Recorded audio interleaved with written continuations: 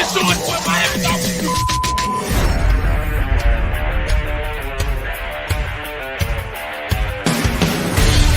The pressure, he's in trouble. Loses the football. Touchdown!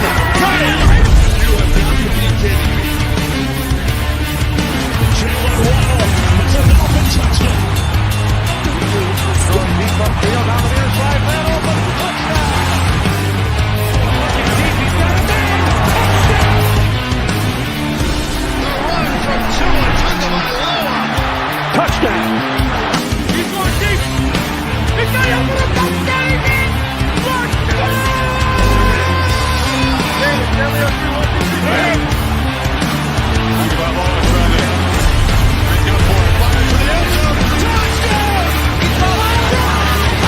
Touchdown!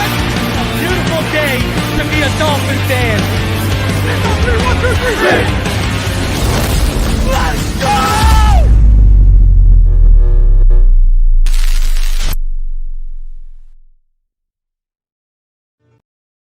You're listening to Fin Too Deep. Tua back to throw. Blitz coming. They get to him. No, he takes off running. And he's in. Touchdown, Miami. With the sixth pick in the 2021 NFL Draft, the Miami Dolphins select Jalen Waddle. Giving you unfiltered, informed, and controversial takes on the Miami Dolphins and the NFL Draft. Here's Reason and Neal.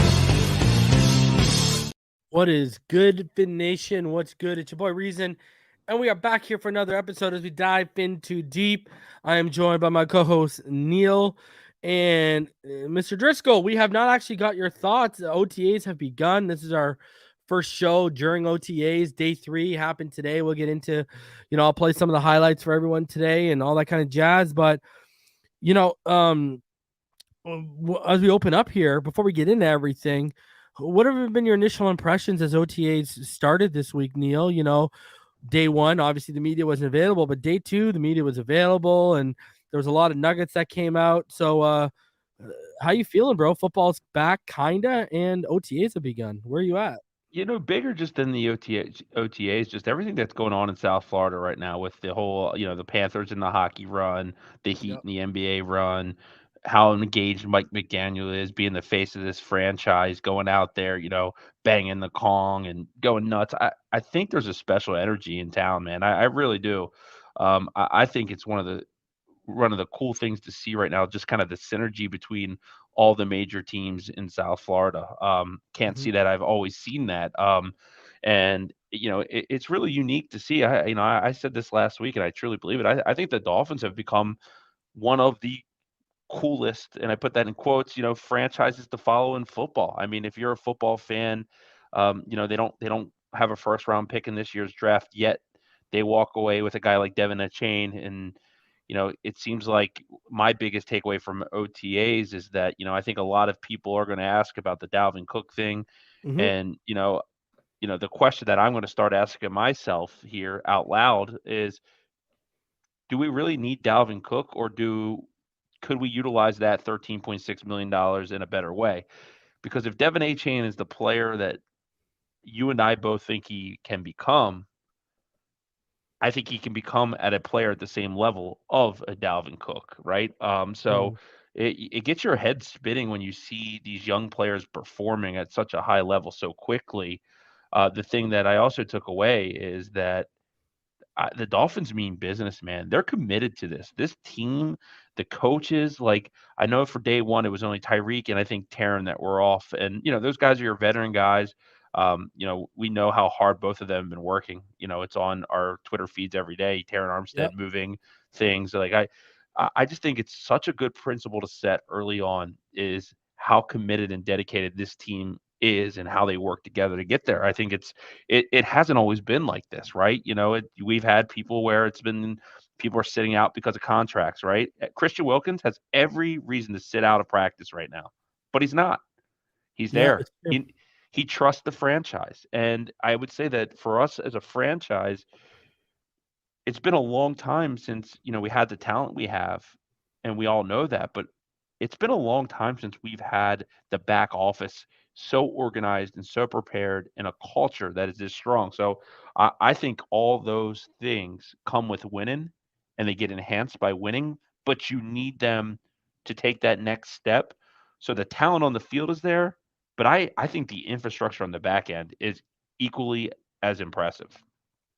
Yeah, I mean, dude, like, just how can you not be excited? You keep seeing these people on, out here trying to put their negative spins and try to be Debbie Downers. It's like, how can you just not be excited about what's happening on the sports scene, not only in South Florida, but look at how popular and interested fans are right now just on OTAs with this team right now, because this is, everyone sits back and looks, and we've talked about this before. We believe, hey, me and you, we know we've been around since the Marino era, but there's a lot of people out here with platforms and not that have told on themselves and look like they ain't been around since the Marino era, just with how they've treated Tua and such. And anyone who's been around post Marino era, this is, they're saying to themselves, this is arguably the best team since 2002 that we've ever fielded. You know what I mean? Like, have you ever sat back and looked at this wide? I brought it up to Daniel Oifusi, Neal. I think why everyone's harping on the offensive line and why everyone wants it fixed so badly is because everyone knows that's the only glaring hole, really. I mean, you could talk about linebacker depth, interior linebacker depth, or defensive tackle depth, but the only glaring hole is, like, if you fix that line, we know, like, we all think we have a championship caliber team right now, but if you fix that offensive line, we'll all know we have a championship. You know what I'm saying? It's one thing to think, it's another thing to know. And I think that's why people are harping on it too, Neal, is because we see how complete this team is, and it's arguably the most complete team we've seen. You fix that offensive line, there is no shadow of a doubt it is the most complete team we have ever seen, right? Like, Right. in Aqua and Orange during our lifetime, at least. I think this is the most I've been excited about a Dolphins team since Marino coming back from the ACL, and that was more me being excited about Dan Marino, the player, Yeah. my favorite player in any sport of all time. Obviously, I was excited just to see him come back because I remember being 12 years old and like my mom let me stay home from school because I was so sick when Marino, tore his Achilles. Right, I remember that vividly. So him coming back was a big deal for me, not because I thought the Dolphins were contenders, which I always with Dan Marino I thought that every year, and I was young, and you know I thought the Dolphins were the only thing that mattered. Um, this is the most I've been excited about the Dolphins since then. I mean, you're talking what's that, almost 30 years, like to age myself, and it's because what you just said. Like I don't have a lot of problems with this team. Honestly, I don't love the offensive line, but I also don't hate it like I have in the past. Like it's my least favorite unit of the team. And and to what I just said, like with the 13.6 million, I mean that money comes free next week, right? We're already there. Is there an offensive lineman that they can add to this team? And when I say that out loud, what I'm thinking is a young guy with a contract that can kind of fit in, a guy that could be here for the long haul, because I think if you really want to do it the right way, you're trading, probably a third round pick or higher in value to go get someone to come in here. Is there a guy that's got a low cap hit right now for the next 2 years that we can bring in? And, he's a guy that you can plug and play at like a left guard or a right tackle, because I think that is the only thing that could derail the season. Because I'll say this, like I think there's a lot. I've seen more and more quarterback rankings come out, and I'm not even going to acknowledge Chris Sims because I just don't care. But Yeah. I've seen a lot of the other ones come out from people that I believe are well qualified analysts that cover football, and I've seen Tua as high as 6. That's where I have him too. I've seen him as low as 12. But I think the conversation is if we're saying that he falls somewhere in 6 to 12, which I think is a reasonable, even the people that have him at 12 reason I think is reasonable because I like there's availability concerns, and I can see that from the outside perspective. Like I'm not going to crap on someone for having that fear, Yeah. but like if you say that he falls in 6 to 12, the average makes it 9. That's all we've been saying is that he's a top 10 quarterback in football. I think he's better than the top 10 quarterback in football. But if he's a top 10 quarterback in football with this football team and the weapons around him, like that's like being the top 3 quarterback in football because that's where he's going to flourish. They like all quarterbacks, like Joe Burrow has a great receiving core. Patrick Mahomes has made average player is great, but he's also had Tyreek Hill and Travis Kelce from a majority of his career. And, Yep. I think everywhere you were talking about like these naysayers, there's so many people on a witch hunt to, for some reason, discredit Tua Tagovailoa or prove him wrong. And to me, it's just, the hard part. You can take that stance, but don't be lazy. Take the time and build an argument. Like, you go out there and we're going to talk about the video Yeah. camera on the helmet. You go out there and you run with something. You know what? Google is the best thing in the world, and it's free. You can Google something and not put something out there and look like an asshole because you have no idea what you're talking about. Well, And I also think when people do that, Neal, because I don't think you've heard me rant on this before. One of my biggest frustrations about having this platform and doing what we do is we got to spend so much time. If you actually think about it, Neal, we got to spend a lot of time, me personally, and then us when we're together, we got to spend a lot of time informing the misinformed because people are uneducated. And, people just don't know what they're talking about. You got casuals acting like they know the nuances of the game and such. And my whole, it just goes back to what you said. How lazy are you that you won't put in the research and the time? And they don't do that. But what in turn, who does that hurt? That hurts the fan base more than anyone, because these people will then spew that nonsense to the fan base. And you got naive people, but you also got other people who rely on people like us to inform them and keep them informed and keep them up to date, who will self-admittedly say we know more about the game and about the team than they do. So they rely on us because they just don't have the time. They're busy with work, the family, whatever. So, you're hurting our fan base with those type, like, you know what I mean? Like, that's what pisses me off is the blind leading the blind, not even the blind leading the blind creating more blind. And, right. That irritates me because when me and EM Dolphin fans started Inside the NFL, I tell the story all the time. We started this with the goal. Our number one goal was to make sure the Miami Dolphins fan base was the most informed fan base in the NFL. Since I've ran with this channel, me and you do that. Me, Richmond, and Ball Game do that. I do it on my own. That is continued to be even at the core of Fin Too Deep, even at the core of the finish line is informing, and we try and strive to. We want to, like, a perfect example, Neal. Let me ask you how this hits you. I'll bring up EM Dolphin fan again because we had a long conversation before. That's why I was on the phone when we got backstage. We were talking for about an hour. His brothers are diehard San Francisco 49ers. Fans. Yep. Huge. You know that, right? Yep. Dog, they talk, like, people don't realize, his brother went up. They do panels and they do shows, open shows in that, in that community as well. People don't realize they talk about us. Okay? Like, they know who Reason is. He brings me up, and they know who Phinside the end. They know that. But they don't talk about the how smart we are. So you know what they talk about? And I'm not talking about me. They talk about the Dolphins community in general, how we rip each other apart. Right. We kill each other for everything. Yeah. It's a war. Exactly. And they talk about specifically the group in our fan base that constantly hates on players on our team and looks for gotcha moments on Tua, Waddle. Right. They actively root for other players. Right.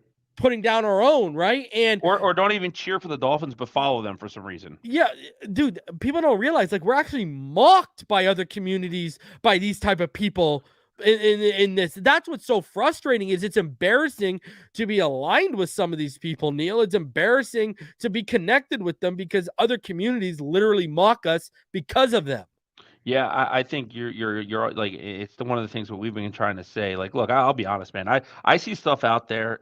And I type stuff, and then I say, Neal, just calm down, just get out. Because sometimes it gets me so fired up because, I shoot it straight. Like, for me, I got my family, my friends, but I love my sports teams, man. And when people go in after them and spread lies about them, I defend, and I think you see is you have a lot of people that just jump for headlines and clickbait, right? It doesn't care if they're accurate. Like, here I am, scouting and charting 2024 NFL draft players on my free time. Look at the work. Like, it's you got to be dedicated to it. And you're like me, Reason. We love football, but we have families, and if you have kids, it's I run my son's baseball program, my coach. It's hard to find time, but I still find the time because I don't want to get on here and say things on the airwaves and look like an idiot because I don't know what I'm talking about. Like that's the purpose of a good program for me isn't shotgun and hot takes. No. It's like you said, it's educating, and if anything, it's designed to bring people that have similar interests together. Like that's what I want. I love Can I say watching the this, cats. Neal? If me and you inform one person, if one person comes away saying I learned something from that episode, that's a great episode. Right. Well, you know what makes me happy is when we get in here because we kind of catch up for a few minutes and set the stage. I can read the comments while they're going on. The first thing I notice in when every time we do this every week is that the people that come back every week that are loyal to this show and that love it, they're on here, and the first thing they do is all saying hello to each other, seeing what's up with each other. That's what this is about, right? Like Yeah, I like there's two well-known Twitter spaces that are out there, right? And I get along with the one space and all the guys in it really, really well because they bring me up, they have a good platform, they have a good conversation, they're passionate as hell, but they're good guys in there. OG, those guys, good guys. Showtime, good guys, you know them, Reason. They're all good guys. There's another one, and I don't even know all the names in there because I've stopped going in there to listen because every single time I was in there, it was two sides, and the whole conversation was Tua sucks, Tua's great. Like how can two people, right, that watch that be so far off? If someone wants to say I don't think he's good enough, that's a different argument. Prove it, right? Like, but when you go in there and there's just such extremes to these arguments, right? Like it's like your daily mission is to go find something to slander this guy on. I have to block a lot of that out because I'm not a very understanding person, Either and one, yeah. it pisses me off. But like I can just say, like, at the end of the day, I can't wait for September because all this shit goes away. We were here at the same time last year. It's that lull before the season. But even still, Neal, before we started getting into this community, the perfect example. You sit there and before the game, you're saying to myself, man, like, let's just get this done because I don't want to hear the nonsense on these platforms. Like, because you're not, even if we lose, you're not going to hear reasonable takes. You're not going to hear reasonable explanations unless you come to our platform. Like, that's what I'm saying. You can't have a collective conversation with all these people and have reasonable minds even when we lose. All of a sudden, they get to those extremes you're talking about. Chicken Little, the sky is falling after one loss and blah, blah, blah, blah, blah. And it all becomes I was right all along. You were all wrong. It all turns into this where, listen, no one enjoys a loss. But this community and certain people in this community make this fan base dread the losses even further. Oh, I don't get on Twitter after a loss. I won't get on. I'm going to say this. Can I be honest with you? I'm going to say this because I said to EM. I'm looking at a couple people in this community. They live off negativity. They're pathological liars, right? They feed off negativity and they're pathological liars, and they get off on getting everyone mad. I'm starting to add up sociopathic, tendencies, bro. People need to look up the definition of sociopath, and I'm starting to look up sociopathic tendencies here. Right? People who getting off on getting other people pissed off while being nothing but negative themselves, and they're habitually lying every time about breaking down film, about what they know. And there's multiple people who do that. Like that's what's just crazy, bro. I'm sitting here like, oh my God, we got little legitimate sociopaths in this community. Yeah, I'll say this. The beauty of it is in 90 days, this all goes away. You know why? Because when the Dolphins go up there and beat the hell out of the Chargers and because we can all predict, guesstimate what we think is going to happen. I think that a lot of those people that gravitate towards the negativity are going to be disappointed that they're not going to have a lot of content. Just like last year, there's a couple people that I know that we know who we're talking about, and we're not here to slander. I don't really care. I don't want to start wars, but there's people that we'll generalize it, and if the shoe fits to those people that are listening, wear it. That's basically I mean there was a few people last year that spent the whole off season this time of year. Tua's not good enough. Then when Tua was, halfway through the season, a top 3 MVP candidate, you didn't hear anything from him. And then they took victory laps because a player got a concussion and missed games. And it's so crazy. There's a thirst. I hope that I'm wrong. if I pick the Dolphins to lose, right? I don't want to be right. I want this team to win. I want that quarterback that wears number 1 to hold a 7-pound trophy up at the end of the year, Yeah. and me to probably get alcohol poisoning. That's kind of what I want to happen. Like that's the chase for me. I like, and you talk about a day before Twitter, like, there used to be Fin Heaven message boards and the fins.com, and there was good dialogue. Cause you know why? There wasn't, when you have a lot of this stuff that's kind of on audio and you have a lot of ability to go back and forth, you don't like when you had to sit down on Fin Heaven and make a post, usually it was a well-informed post. Yeah. You think it out. Like, I think everyone's kind of like a knee-jerk reactor here, but the negativity is going to end because whether they like it or not, this Miami Dolphin team is a legit contender. I haven't even got to watch the Louis Riddick video yet from today. I got it for us. Don't worry. I pinned it because I'm like, I want to see this because there's a guy like, and I pick guys that I like, right? Like, I like Daniel Jeremiah. I say that. And he's not the most friendly guy to the Dolphins. I like Peter Schrager. I like guys that, like, I think bring good arguments to the table and back it up with statistics and stats. I love that. That's what I like. I like guys that have been in the trenches, in the war rooms, hear how players and coaches think. What I don't like is just knee jerk, because we got to remember this. Like, look at the deal that Pat McAfee just got, right? That guy brings so much attention to that market. Like Chris Sims, headlines are going to get him relevant, right? Because last time I saw a video of Mike Florio, the GM Howie Roseman of the Eagles, you see that? He toasted him, bro. Chopped him in half, right? So like Chris Sims doesn't, like, honestly, when you think about the people that cover football, he's kind of one of the forgotten voices. So you don't think about him. He doesn't pop up in your head. Yeah, you think of him being a kind of a bust. You think about Greenberg before you think about Sims, and no one likes Greenberg, right? Yeah, and I guess my rant here will end with, like, a lot of these people are triggered to get you to respond, whether it's the way you want to or not. There's a columnist here in Baltimore named Mike Preston, and this guy used to rip Ed Reed. Yes, that Ed Reed. He used to say Ed Reed wasn't good at football practically, and that he took too many chances. And it's like, what are you watching? It's freaking Ed Reed, the best, my opinion, the best defensive back maybe to ever play the game. And like, it's funny because then I heard people that knew him in the know, and he goes, yeah, you see how many likes and clicks I got on my article, though? And that's what it's, you know what I mean? Their job It's scum. It's to sell you into making them relevant. Once you make them relevant, like Colin Cowherd, the only way I see him is if someone retweets him. I don't know anything about him. You know what I mean? I really don't know anything about Colin Cowherd. I know he makes a lot of money on ESPN and that he doesn't like Tua. That's about it. Knight says, I can care less about the negative bull crap. We know they're full of crap, but this can scare new fans away. Kids follow Twitter religiously. And it can also turn new fans who aren't overly informed and looking to be informed. It can turn them on certain players when they're listening to people who don't know what they're talking about. But, I'm going to have Nick Hicks is going to be on the show next week, Wednesday. I'm going to have him on for our annual, nice. Where I pick his brain. It's going to be the third year in a row where we've done this. And, he tweeted out something. Did you see his tweet today? And it's 110%. Nick said, making a hateful post that immediately gets proven wrong and then implying that you did it for a reaction for clicks is bottom barrel scum that we got to deal with this on this platform. And right. I agree, man. I agree 110%. That is scum.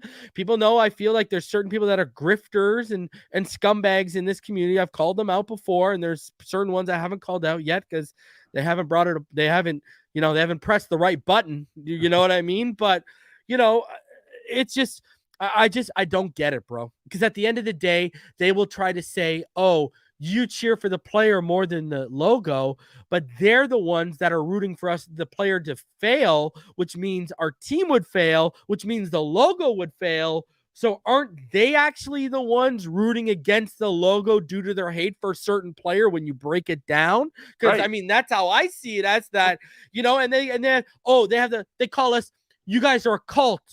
Right? What? Because we know how to watch film? Because we ended up being right in terms of what we said this kid needed to be put around for you to get a grasp of what his ceiling could be in the NFL? Because we constantly end up being right? We're a cult about this kid because we're right in a positive sense, and we've been right about what this kid's ceiling could be in the NFL as a top 5 quarterback? We're a cult? No. What a cult is when you go out and you lie to people and you try to get a collective of people to follow you under your false narratives blindly.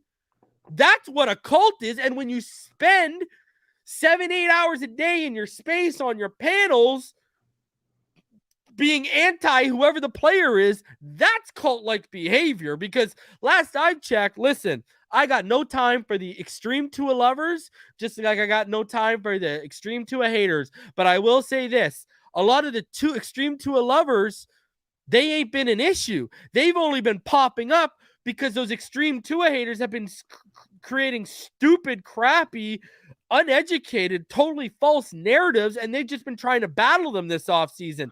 That's it. Because like Neal said, the only argument you have right now is availability.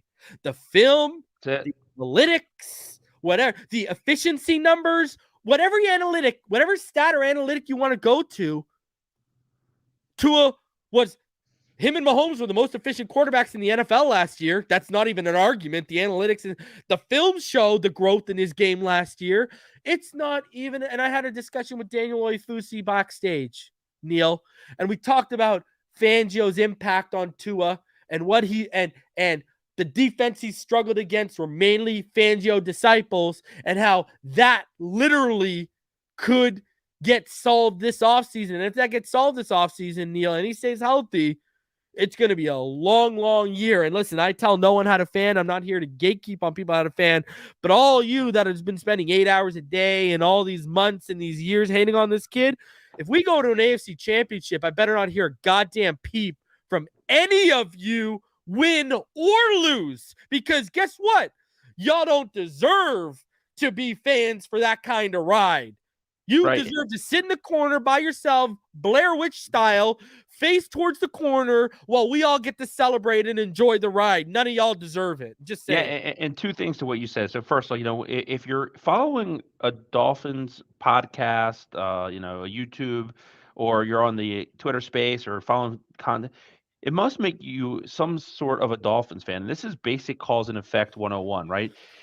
If Tua fails, right, this rebuild fails, acquiring Tyreek doesn't mean anything, getting Jalen Ramsey doesn't mean anything. And if that happened and people take victory laps, I just don't understand. Are you a fan of being right? Are you a fan of a football team that you say that you care, it just doesn't make sense. Now, what you ended with, I think, is really, really important, because Vic Fangio, we know how he's going to impact our defense. It's going to hop up to a top 5 defense in football, probably. Jalen Phillips, who looks like the Incredible Hulk, is probably going to be a legitimate defensive player of the year candidate. But even more so, think about this. So Vic Fangio's defense, it's like kind of creating your own home security system, right? You have this home security system, you install it, but you still know how the intruders can get in. You know where your weaknesses are, right? So Vic Fangio sits down in a room with Tua and says, you know what? When we played you and I was a Denver's coach, here's what I did to stop you. And here's how you could have beat me. And that type of knowledge, right, coming from that is going to be worth leaps and bounds more than anything he was getting from Josh Boyer, right? Yep. That approach is huge, because nothing's perfect in the NFL, right? If there is perfection in the NFL, every single play designed on offense is designed to be a touchdown. Every play, right? If executed and everyone wins 100% of their job, it's a touchdown. So it's like one of those things. I think the best thing about everything is this is year 2 of this offense reason. I think Mike McDaniel is going to be a better head coach. I think Tua is going to be a way better quarterback. I think the whole offense is going to harmonize a lot better this year. I think what we saw last year was just the tip of the iceberg there.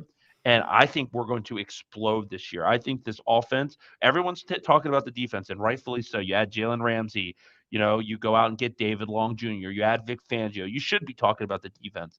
But let's not forget the gigantic leap this offense took from one of the worst offenses in football to the number 6 overall. And that was with Tua missing 4 or 5 games. I think this year, this offense has the potential to be the best offense in football. And we started to see it with the receivers early in OTAs, right? If you're I know Tyreek Hill's the man, he's probably the best receiver in football. But if you're not excited about Jalen Waddle, man, it's Jalen Waddle is so bricked up he is. Dude, he's my second favorite player in football besides Tua. So I love Jalen Waddle. I love him. But you see Chosen Anderson, you see how quick Braxton Berrios was catching that slant. Bro, he gonna Like, I mean, told all this guy's gonna eat, bro. Braxton's gonna have a career year, Neil. I'm sorry, can't convince me otherwise, bro. And like Cedric Wilson's on this roster, and if he doesn't make it, he doesn't make it. But I've heard he looked really good out there. Yeah, he did. So Yeah. if you have 5 guys of that caliber, and then Eric Uzakama, who you're bringing along slowly in the back end. Did you see what Omar said, bro? Omar said he was moving like he was NFL ready, bro. Wow. Okay. So I mean, look at that receiver. I said like this core gets and credit. They love River because I brought up all those names you did plus Izakama, and Daniel reminded me. Don't forget how much they love River with Craycraft, and they do, right? They love him. It's going to be insane. There's so much talent there, man, and that's where like I know that I've never seen them not ranked as a top 3 wide receiver group, but I still think somehow they're underrated. Like I still think they're somehow underrated. So that's where you'll hear all this negative stuff, but like when you think about the offense, you think about the defense this year. I mean, I'm telling you, man, this is going 5,000-yard receiving core. I mean, like, look, we want Tua to throw 30 touchdown passes. You had in the running backs, it's a 5,000-yard receiving core. I mean, I think 30. I always had this thing where I thought 30 with less than 15 interceptions was a a good ratio to have. 2 to 1. I think we might be flirting with 40 this year. I was literally just going to say, I think Tua's going to flirt with 40 touchdown passes this year. If he stays healthy, he's got to stay healthy. Yeah, well, and that's, I mean, obviously a lot of this contends on this. I mean, but like that, there's so much positive to talk about right now. Why focus on the negative? Bro, we were hiring Fangio, and this new defense was getting rebuilt. People were still talking about Tua back then. Right.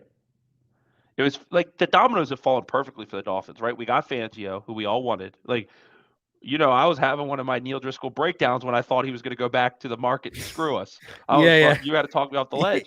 And then out of nowhere came the Jalen Ramsey curveball. I remember sitting in a chair playing FIFA with my son when that freaking message came through that it was official. Because if you remember, we were texting. I was like, it's really close. I heard it was really close. And then it was like, boom, it's official. And I literally had to pause the game and just stand up and be like, did we just get Jalen Ramsey? Bro. And dude, I still can't grasp it, bro. I mean, because I think people forget how good he was. The Rams. Well, now the narrative's he's washed up, Neil. Now he's washed up that he's a Dolphin. Okay. Yeah, let him be washed up because I always thought this. I always thought he was going to be the best safety in football, and I actually think that he has more value being a rover than he does a straight up boundary cornerback. So I love that we went out and got Cam Smith to do it. And that's another thing that I heard in OTAs is that Cam Smith looked like he wasn't a rookie. Yeah, he only got beat by Freddie Swain, but Daniel said it was a nice catch by Freddie Swain. It was like a perfect thrown ball. Coverage was good. Freddie Swain just made a nice play. Well, he's going to get beat. Like I'll tell you this right now. Jalen Ramsey and X are going to get beat. When you got receivers like the Dolphins have, but I think we could be flirting with 6 or 7 interceptions with X again this year, right? If he's because he's hungry, man. He's motivated. Yeah. They're all dialed in. I think that's what's important. I mean, like I started.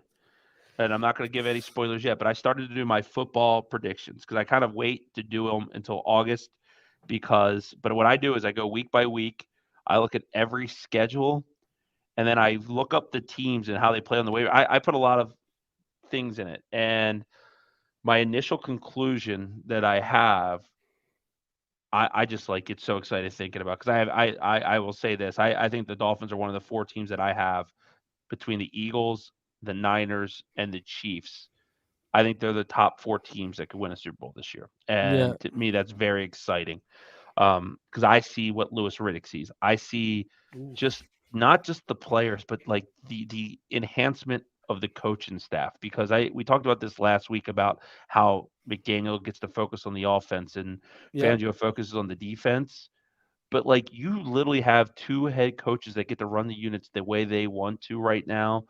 Like I when we would talk about a Dolphins loss last year, the first thing we had to talk about was situational Josh Boyer play calling. It was the first thing we talked about. It's true. Every time we lost. So the fact that you're taking away one of the biggest weaknesses, you have way more talent, you have better leadership, you have better coaching. Like I just think, man, this recipe we're waiting to see the finished product, but I think it's going to be a pie we all like.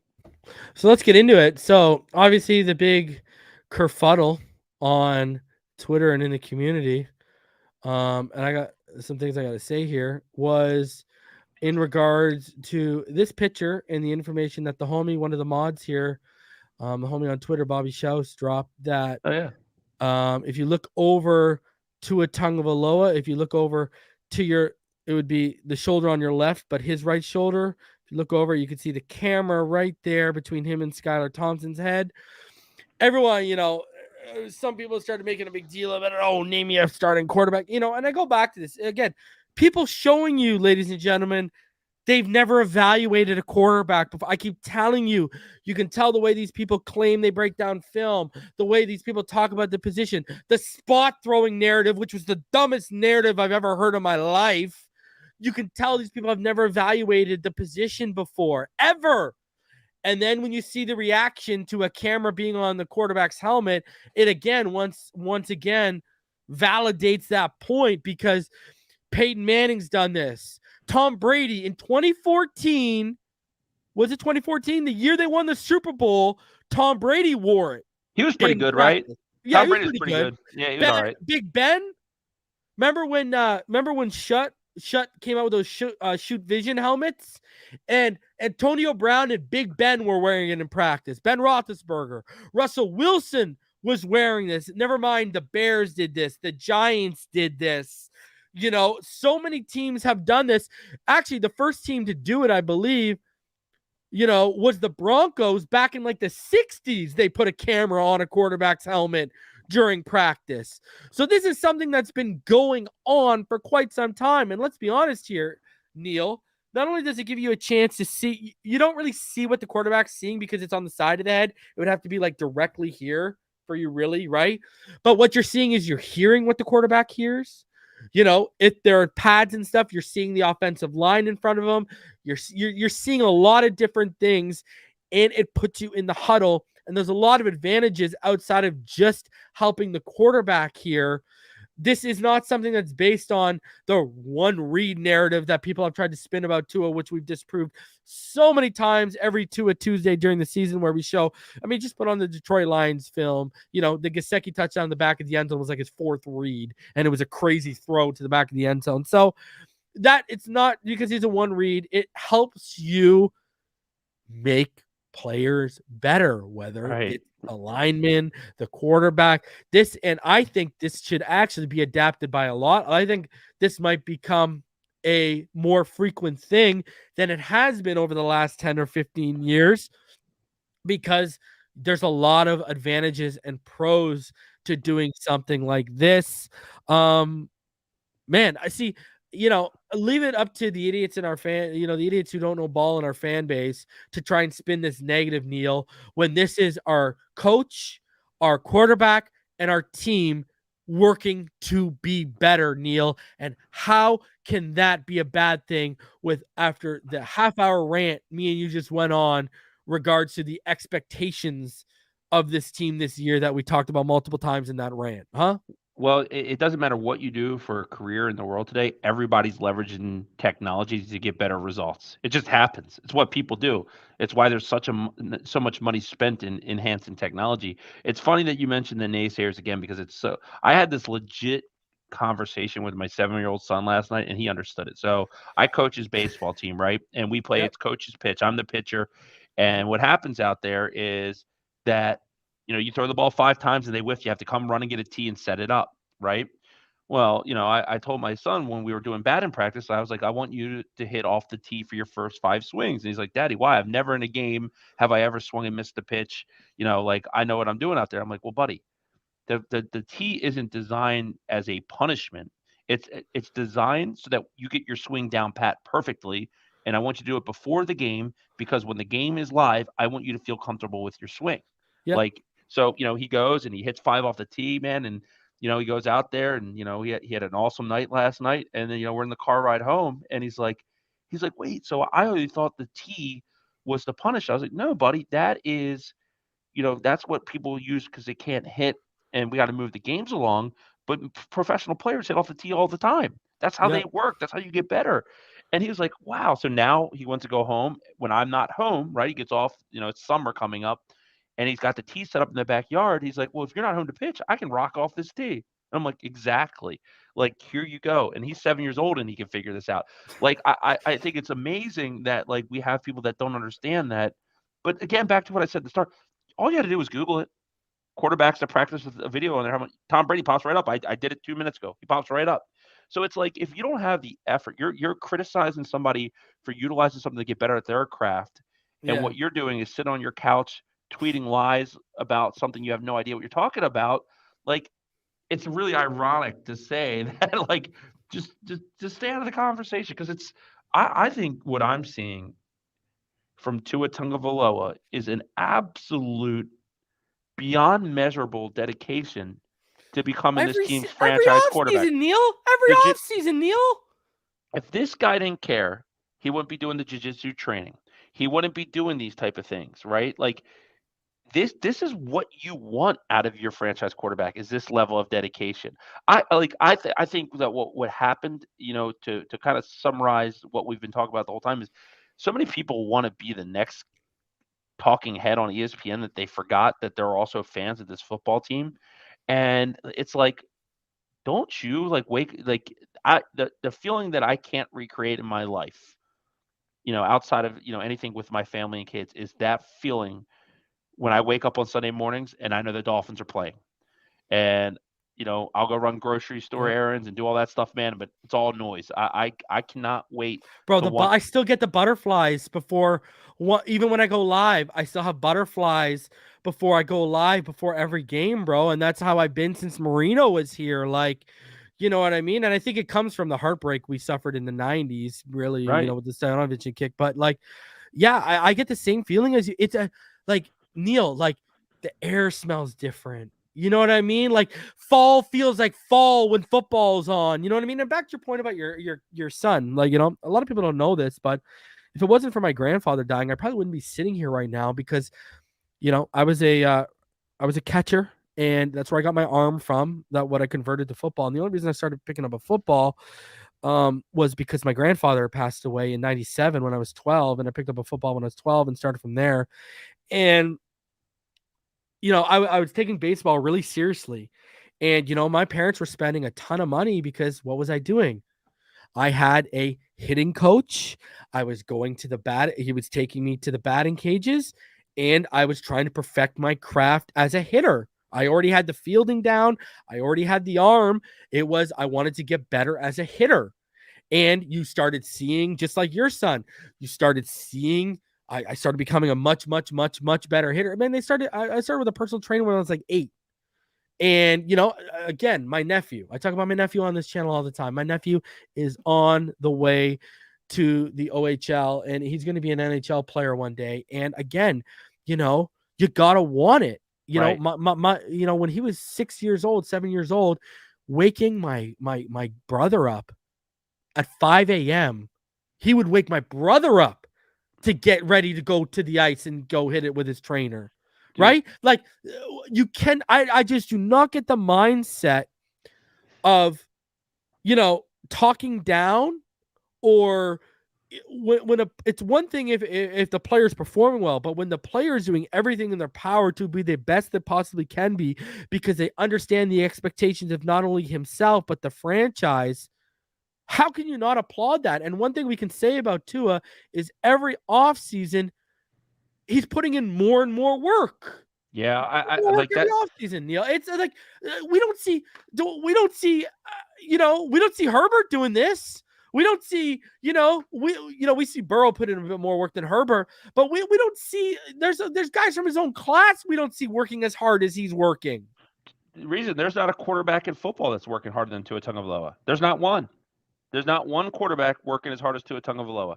Tua started this as soon as the season ended. As soon as the season ended, he started the jiu-jitsu. He got into it. This guy has been so dedicated to this football team, yet half this fan base isn't dedicated to him, which is just crazy. Because, I look at it like this, man. When you're on a team, you're an army. If you're a fan of that team, you want to be part of that community. And look, Tua's a starter. We all know that, right? It's not changing. It's not going to change today. It's not going to change tomorrow. For week 1, Tua's going to be out there starting. Like, everyone's on board now. Now, are you going to rock with us, or are you going to go trade to someone else? Go. Like, you don't have to be a football fan of the Miami Dolphins. You don't have to be. There's 31 other teams you can go like. You like Jags colors? Go be a Jacksonville team fan. But, the one thing I'll say is when you do leave and the door hits you on the way out, don't try to come back when it's good.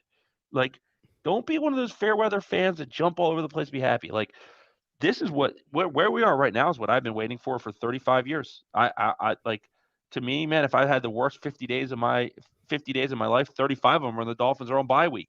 I fucking hate that week.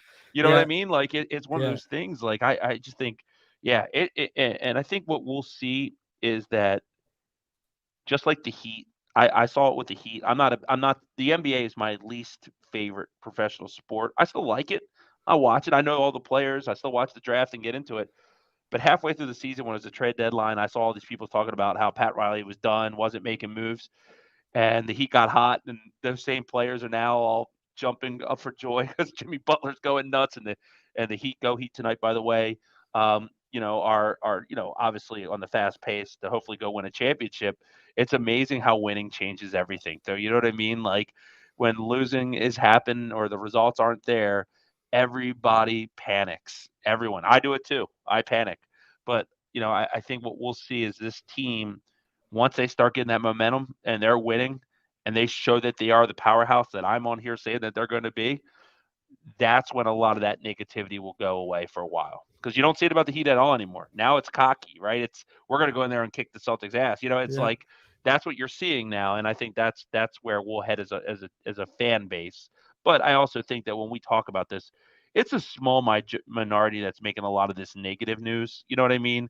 Well, look what OJ McDuffie said. OJ McDuffie said, "This is a brilliant idea. I wish I wore one in practice as a receiver. Being able to process information just a split second earlier leads to a whole lot more success." And then shout out to ZB, because ZB says, "Imagine an actual Hall of Fame worthy player seeing the true value of this. Thank God I found my boy at the real reason who's actually plugged in and knows what he's talking about compared to fans like these." Well, think about this. Shout out Think to about you, it. ZB. Well, think of this as a receiver, right? Like, if you're lined up and you have that camera on, right? Yeah, You can get there and analyze the player that you're playing against, especially if you're playing an in division, guy. Like, right? Think about, like, you can see where they're lining up, what their tendencies are right off the snap. What's the first thing they do if they come up to jam you? Do they take a step back? You yeah, can analyze that and prepare for that. That's the thing. In baseball, data analytics rule everything, right? That's how they're looking at the draft, right? The Orioles. I'm a fan of the Orioles. They built a whole farm system using data and analytics. Like, you see technology winning. The best teams in sports are utilizing this. I just think this just shows the Dolphins, again, being a team that's ahead of the curve and are exhausting everything to do to make themselves best chance to win. I love that it's probably Mike McDaniel sitting down there with him and watching what's coming. And I look, when the bullets are flying on Sundays, and if Tua's throwing touchdowns out there, or none of that is going to come back to us of him wearing a freaking video on his helmet. It doesn't really matter. Explore all options, get better. yep. Why Yep. not? Why not use it? We're going to get into the OTA recap in a little bit here, but before we do, let's go over, because Neal mentioned it. Neal hasn't had a chance to watch it, I know, I love this guy so too. y'all can watch it. He's one of the smartest minds, I think, in in the football commentary industry, analysis industry. I think he's one of the best. I think he should be a GM. I thought so too. I honestly, I wanted him for us for a while. Yeah, I would love Louis Riddick. I love him. I respect the hell out of him. I think he's a smart football mind. Always, even prior to the Tua stuff, he's just always been a really brilliant guy. So let's hear what he said, because it's very interesting, because they're talking about Lamar, but Tua and the Dolphins come up. Let's check it out. Wait a minute. He won an MVP. He's proven too. No, he has to get past all the other quarterbacks that we list now ahead of him. He's got an MVP on his trophy, but some of these other guys don't. But they're more proven in the playoffs when it matters the most. Does he have that clutch gene to get his guy in a one-game situation to win the game? Yeah, look, and you know what? And that's why I say this. I'll just disagree with you a little bit, Alan, on this part. That they don't have to win the division. They do need to get in the playoffs. They knew it needed to get one of those wild card spots. I don't think they're going to win the division, okay, because they're not beating Cincinnati. I don't believe. And I think Cincinnati really they upgraded their roster this year as far as, free agency and the draft. They upgraded their roster too. And they're right there. They're bad, maybe one penalty away from beating Kansas City in the AFC title game last year. But once he gets there, once they get to the playoffs, I'm with you, Bart. He has to duel with these other guys. with these other killers that are in the AFC as far as the quarterbacks are concerned. Whether that means meeting Joe Burrow again, whether that means dealing with Patrick again, whether that means dealing with Josh Allen, whether that means dealing with, Aaron Rodgers, and I'm going to say it, whether that means dealing with Tua, because you're going to deal with Tua, because Miami's going to win the AFC East. So, yeah, he's going to have to deal with all these guys. Hey, I couldn't agree with you more. Do not sleep on the South. Do not sleep on the AFC South. There are going to be some good football teams coming out of that division this year. So, I mean, right then and there, he says, don't sleep on Tua, don't sleep on the Dolphins. They're going to win the AFC East. And this is something, I've said that, I think the Bills are going to regress because they lost Leslie Frazier. And I think Tremaine Edmonds is a bigger loss than they're letting lead on, and I think the Jets and the Bills are going to battle for second. And I think, because I think either way, Rodgers and that offense is going to go year one there's going to be growing pains of them all trying to get it together. Listen, Louis Riddick continues to give us our props, Neal, and I don't think he's blowing smoke up anyone's ass. I totally agree with him that we are going to win the AFC East. If Tua is healthy, at worst, I think this is an AFC championship team. So what are your thoughts on Louis? Because, Louis Riddick made sure to drive it home to those two guys that we were winning. What are your thoughts on that? Well, yeah, I'll start by saying that Tua is 2-0 against Lamar, and the last time he played him, his jersey sits in the NFL Hall of Fame. Like I say every time it's brought up, but I'm with Louis Riddick, and I'll do him one better. I'm having a hard time seeing this Dolphins team not be a buzzsaw and get better as the season go on. And I'm with you. I think the floor is winning the division, and I think they could be an AFC championship contender, and I think they could be a Super Bowl contender. I think all of those things about this football team. That's why I'm so excited right now, because I think these are things that when you follow this team and you want to take a look at the last 15, 20 years and do an inventory of when you've really thought this team was a contender, you're going to have a hard time finding a time where you could sit there and get on these airwaves and say, I think this team was a Super Bowl contender, right? Like, I go back to 2018 or 2008 with Chad Pennington. It was a fun story. They were never winning a Super Bowl with Chad Pennington and that team. Yeah, never. Yeah. It was a reclamation project that went the right way for once. And if you notice, it was very short-lived, and, we didn't live happily ever after, right? When we had Ricky Williams and that amazing defense, we were hamstrung by Jay Fiedler. And it's not that he's a horrible football player. He was serviceable, but, he wasn't able to play at the level to get us over the hump. It just wasn't going to happen, right? So we wasted Surtain, Madison, Zach Thomas, Jason Taylor, Brock Marion, Darrell Gardner, Tim Bowens, Trace Armstrong, and the list goes on, right? So yeah, for me, this is the most complete this team's been. But this is also the best quarterback we've ever had since Dan Marino.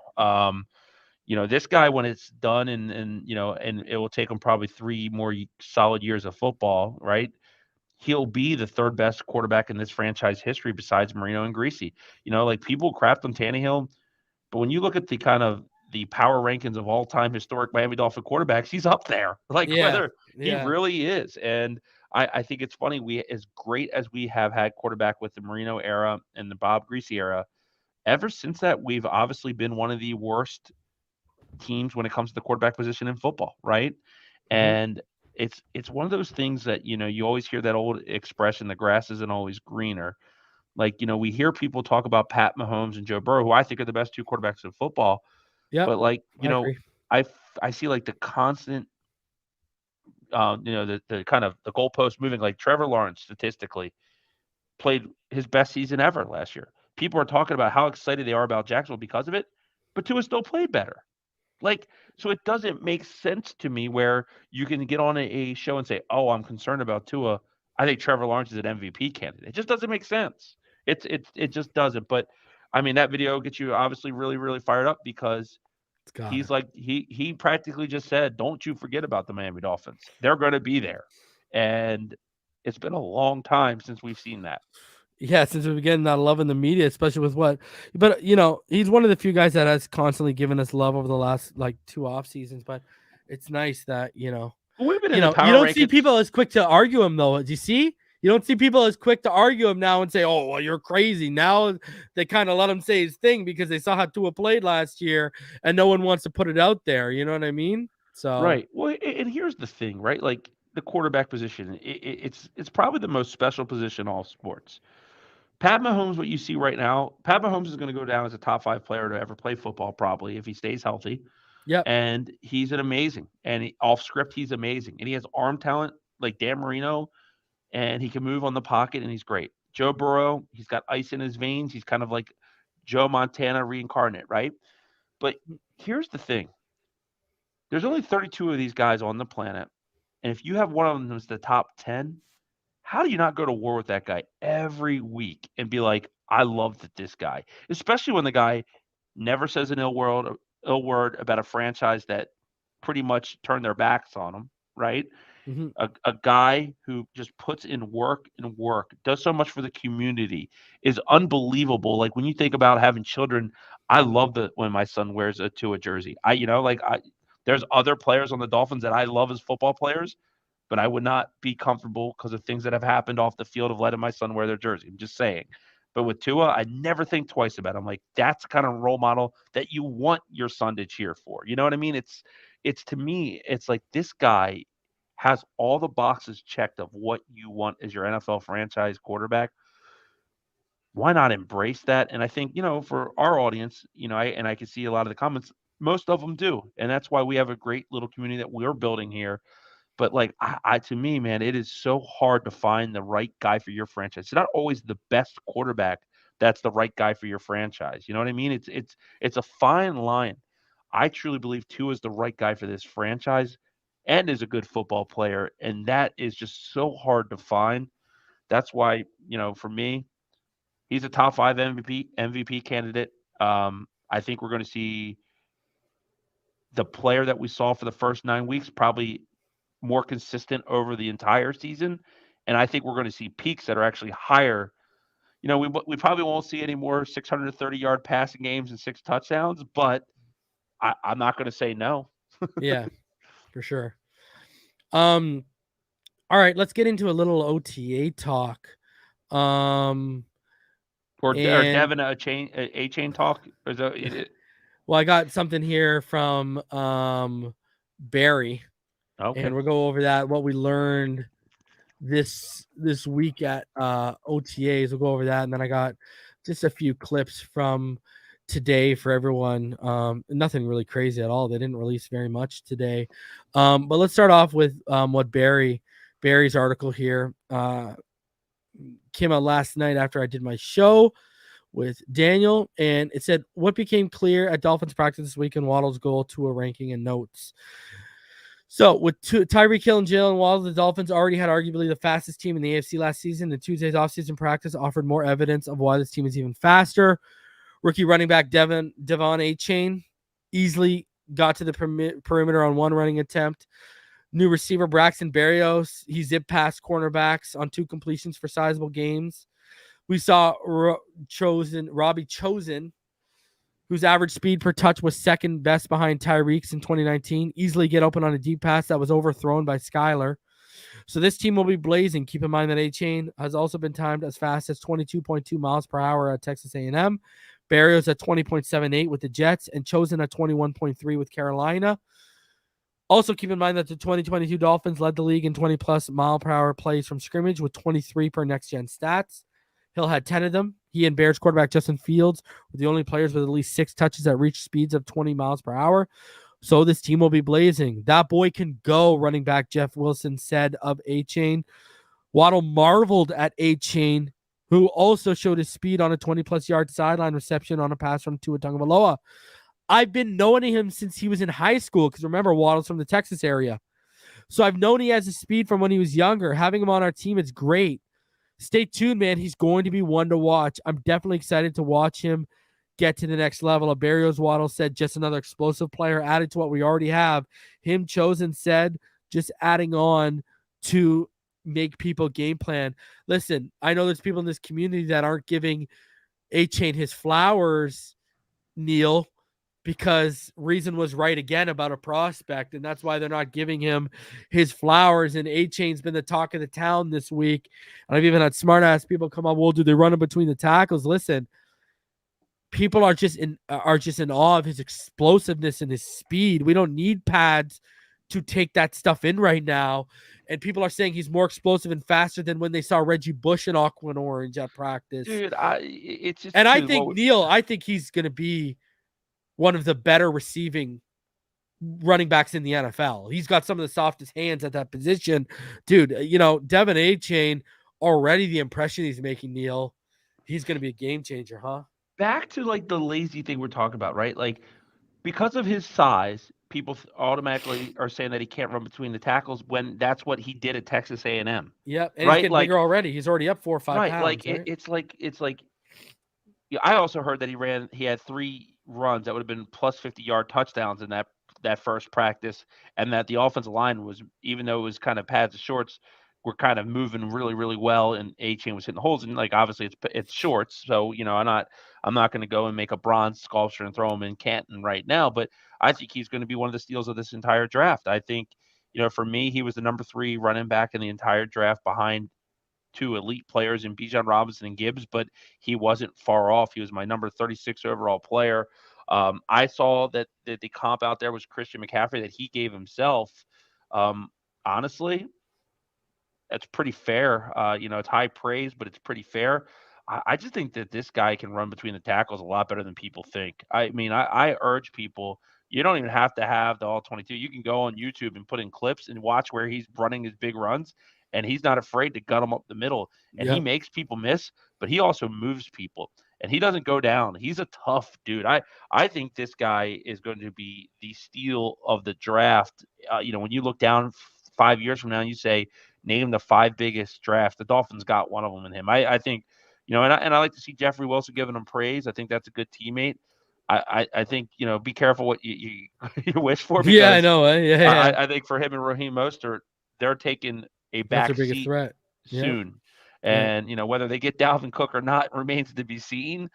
But to my point where I started this whole thing off, man, like, I don't know, the prospects of how good this kid could be has me wondering if we can allocate that money somewhere else better. I'm just being honest. I don't want people to be like, oh, you're flip-flopping.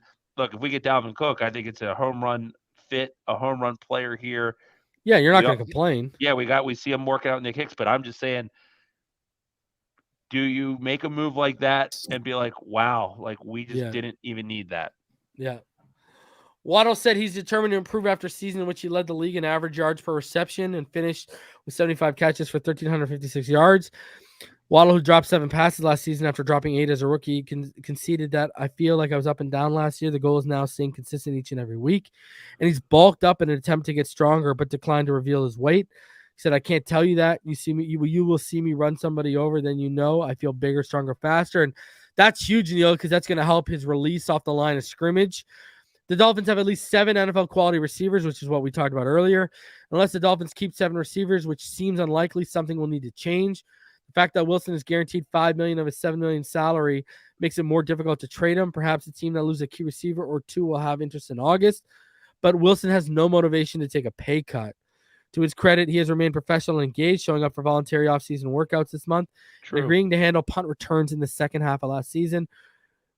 A benchmark for a potential extension for Christian Wilkins was established when the Giants signed former Clemson teammate Dexter Lawrence to a 4-year, $90 million extension earlier this month. Wilkins declined to discuss his extension talks and whether there's a significant gap in what the sides want. He just said, I'll let my agent hand all of that. Of the Lawrence extension, he said, I was excited. That's my fat little brother. And then some quick stuff here. Wilkins on new coordinator Vic Fangio's defense. We've got some good stuff. Vic is cool. He's definitely one of an old school coach. He's like a grandfather out there, but he's good with players and he's good to be around so far. I also heard, Neal, that he was out there like, he looked like a second head coach is what I heard. Yeah, I know. From like people that jumping were on out the there. sleds and stuff. Yeah, that's what I heard too. PFF rated Tua 11th amongst quarterbacks in a piece this week, just ahead of Stafford, Watson, and Carr. Whatever. And then the front 7 mustered at least half a dozen sacks in Tuesday's session. But Barry's saying don't overreact because there was no Armstead or Connor Williams. First impression for him of Mike White wasn't particularly good. His interception to John Holland was poorly thrown in the early stage of his career. He has had a penchant for mixing one really good game with a couple of poor. And he says Tom Brady joining Vegas Raiders as an investor basically ends all of that talk, which we knew. Russell says 13-4, Super Bowl bound. Achane will be a beast. He isn't afraid of contact and has the ability to be bullish, to be taken down. Let the haters hate. Fins up. Keep the great content. Reason. And what's up, Neal? All right, Russell, your what's up, man? thoughts. Your thoughts. Appreciate you, Russell. Your thoughts on something. Let's start with the Wilkins extension. It's close. He's not. I think with an agent like him, he's not out there if it's not close. I talked offline to someone. I think it's done by training camp. I think the parameters are down. I do think he's going to get 5 years in the 20 million range. I think he'll get 100 million. He's earned it. He's gotten better every year. I think the best football is ahead of him. He's a leader of this football team. He ain't going anywhere. The Dolphins would not. They're married to him. They're going to take care of one of their own. Just what a well-spoken, good individual he is too. I mean, like, it's impressive when he's on a mic. It's impressive. Yeah, it is. Yeah. And I think that will get done, and I'm happy for that. I like Christian Wilkins. I think he's a nucleus of this football team. I think his draft pick signalized a change in the Dolphins being the doormat to being the contender I think they are now. I do want to give credit to Cedric Wilson, despite the Dolphins having all this talent. He has been professional. And I think that's really important to our earlier conversation, the culture here. Like, there's just something different that this is about the Miami Dolphins. It's not about the Wilson on the back of the jersey. It's not about the Wilkins. This is a team. This is a team that's gelled. They believe in each other, and they like to see each other, succeed. And you don't see that ever. There's not a lot of professional jealousy going on, like Jeffrey Wilson cheering on a guy who's a young guy who's probably going to take snaps from him. You have receivers, talking him up. And then Jalen Waddle, I think this guy is on the verge of stardom.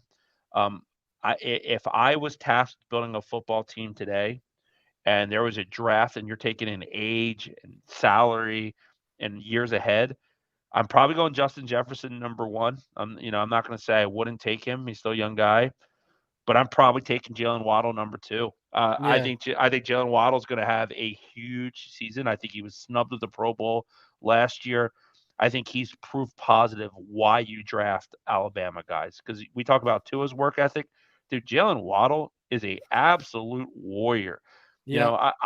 One thing you want to get goosebumps, go watch that dude gut out the last college football game he ever played in when he had no business being on the field. He couldn't even walk barely, and he's out there running routes, catching balls. There's something about that dude's DNA that makes him special, man, and he has that dog in his heart, and because of him, I saw half the fan base melt down and turn on him because of one drop against Buffalo, which was a big drop, and we probably beat the Buffalo Bills in a playoff game if he doesn't make it. But guys like Jalen Waddle, they use failure as fuel, and that is so paramount when you're in a business where mistakes are going to happen, right? Like in baseball, you bat 3 for 10, you're in the Hall of Fame, right? Yeah. Receivers drop passes, right? Like, he's not out there saying that he's a hands receiver that has got the best hand since Randy Moss. His biggest weapon is the fact that he can catch a slant like he did against Green Bay and go 85 yards, and you might have an angle, but you don't have an angle. And I think Jalen Waddle is, man, I look back at that draft, and it was the draft. There's Kyle. I was sold on Kyle Pitts. A lot of people had sold me on him. I'm so damn glad the Dolphins took Jalen Waddle and moved back up. A lot of people said, why did they trade back up for number 6? You ain't getting Waddle at 12. Remember, Waddle's another reason dub.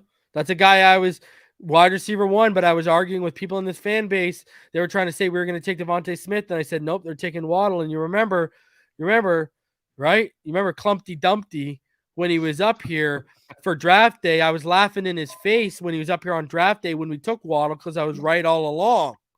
So he's a beast. Another one where, Waddle's a stud, bro. That was full of guys I defended. Jalen Phillips and Javon Holland was a guy I'd been talking about since 2020. So if you look at the draft history that we've had, and we're going to talk about these guys all year, so we don't want to spill all. Jalen Phillips, we're going to talk about this guy all year. Jalen Phillips is a guy that his body transformation, it's crazy. It's insane. And people don't know this. He was the number 1 recruited player in his high school draft class in the country. Number 1. Yeah.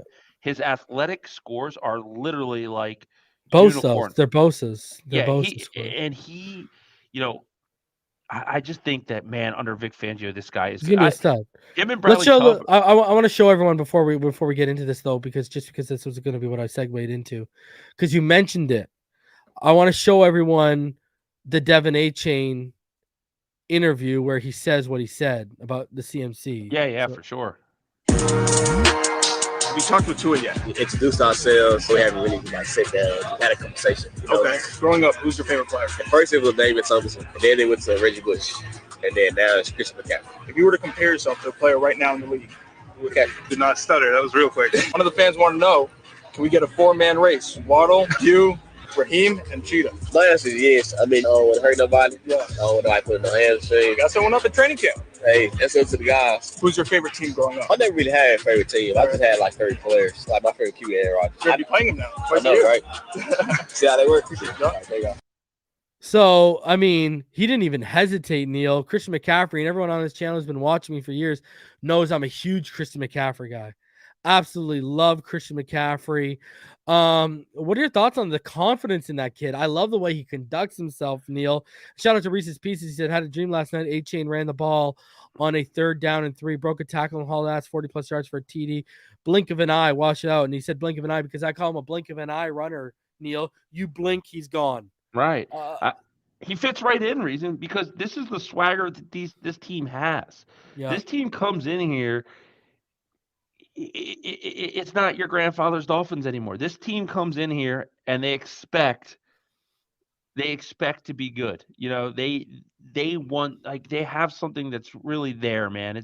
I don't even know how to really put the words around what I feel is their culture, their identity, but like that kind of confidence is what you want. You want a guy like, for me, man, like back to the NBA analogies, my favorite basketball player to ever watch was Kobe Bryant because of the desire to be great, the desire to have the ball in the hand when it mattered most. I'm not passing the ball. You know, that was I'm MJ the ball, for me. Yeah, and I'm going to put this ball in the net, yeah. and I'm going to beat you, and I'm going to look you in the eyes and tell you you didn't have a freaking chance. And that is why I think that this Dolphins team has a swagger. Devon Achane is going to be a really popular name on this show every week, and this guy is going to be the starting running back of this team, barring some trade by the end of the season. I think immediately he's going to be a player that has packages. You're going to see him catch the ball. He's going to run the ball. The Dolphins in general, I think, are going to run the ball more than they did last year. Mm-hmm. And I think Devon Achane was the perfect pick. I honestly can't believe they got him in the 3rd round, but I love that swagger, man. I love that guy because I just know how dedicated he's going to be to putting in that type of work. I mean, and then we joke about the speed. It's kind of been like exhausting to hear about everyone talk about this Dolphin speed, but man, I don't know if we've ever seen one offense that have 4 players at the level of speed this team does. I don't know. And Robbie Anderson's fast as hell too. And Braxton Berrios is fast as hell too. Yeah. I mean, this team is so damn fast. You played sports, right? You know, and you play football and you scout the other team, and you always knew who the fastest guy on that team was because you never want to let them get behind your defense. Mm-hmm. Like, I played safety, dude. If someone got behind me, good night, right? Like, and then you see it, it's like, all right, cool. Well, Tyreek's probably the most dynamic football player on the planet. Try to control him. Oh, then you have Jalen Waddle. I have this vision, and it's a play in Madden where the running back comes out of the backfield on a snake and goes on the fly route. And I could just see him going up the sideline, Tua hitting him on a big play. I just think there's so many ways to utilize him out of the gate. All right, man. Aaron Burke says, just got home from work. Greetings from Baltimore. Finn's family. Love and follow Baltimorean. Neal's on. How about them O's reason? Swept those. I don't want to talk about that. Let's talk about how Aaron, let's grab a beer and watch an O's game sometime, man. Let's talk about how we beat the Tampa Bay Rays 20-1 instead. I like that. And then we've lost to them ever since. So, yeah, it's man, the Jays have been streaky this year. Streaky. All right, Neal, final thoughts before we get out of here. Go Heat tonight, man. Like, I am going to run home and watch the Heat game. I know a lot of our audience are big Heat fans. And I think, watching Jimmy Butler has been a ton of fun. Mm-hmm. We got a long way to go still before football season. So all the fun 53-man roster stuff and all that stuff, it's coming. We're a little bit away still, but what we want to do is make sure we're bringing something every week, even in the off season, because, again, there's There's a lot of ways to skin the cat here, right? And it doesn't just have to be news that's breaking on ESPN. We can dive into things and look at things and do research on things and bring it to the attention. But, I just say be proud to go wear that Dolphins hat out, that Dolphins hoodie, that Dolphins jersey, because it's awesome to be a Dolphins fan. And speaking of the Orioles, the last game I went to in center field, I saw a huge aqua Tua Tagovailoa jersey on a guy who was running to chase and catch a foul ball in the middle of Baltimore. That's amazing. In a sea of orange in orange jerseys, right? You see this one aqua jersey in center field, Tua jersey, guys out there running, diving, trying to catch a foul ball, and I was just dying, man, because it was like my son was like, every time we see a Dolphins jersey, we go nuts here. We always try to add, and we are always out. We always, for this year, I'm not renewing the Sunday ticket. DirecTV lost it. I'm not doing YouTube. I'm going old school, and I'm having Sunday fun days. So I've identified 3 bars in the area. I've already talked to the manager. Already got my table picked out. I've already had to put a deposit on one of the tables for the football season, but I will be out and about all year. So if anyone's in the area and wants to come watch Dolphins games, we usually get 5 to 10 Dolphins fans up there. Depending on how big the win is, I usually call out of work the next day, and I go from there. Yeah. All right. Yeah, I'm going to be, it's going to be interesting, the All-22 this year, because last year I was using Game Pass International because their player was different. But I heard Game Pass International's gone to DAZN now, that they got rid of Game Pass International. I used to pay about 49 British pounds every quarter. So every 3 months. And 49 British pounds is like $70 Canadian, but hey, it was good access to the All-22. So it's going to be interesting to see how the All-22, because I know the NFL, they don't like fans having the All-22 like that. I know internally that's been an issue for them, but it's what we want. And it's one of the reasons why all of us pay for Game Pass on NFL.com, right? Shout out to Russell. He said, Finn fan from Ohio, run into other fans regularly. Yeah, man, a lot of fans up here too, because we got a pretty strong Italian community in Ontario, and obviously Marino, Italian, right? Right. Guys, I'm probably gonna be live on Saturday. We'll recap any news that's happened. We'll talk, just because I won't be around Sunday. Next week, obviously, we'll be doing the finish line will be on a different night. I'm gonna figure that out. But next Wednesday, 3rd annual, Nick Hicks will be on the channel, and we'll be checking in. We'll be getting the latest scoops on Tua. I'm sure we'll talk about the camera. Everything Tua Tagovailoa. We'll talk about, some of his other clients potentially, maybe. So y'all are going to want to tune in. And then for all of you Patrons, 3 Takes episode is coming tonight. I have everything ready to go.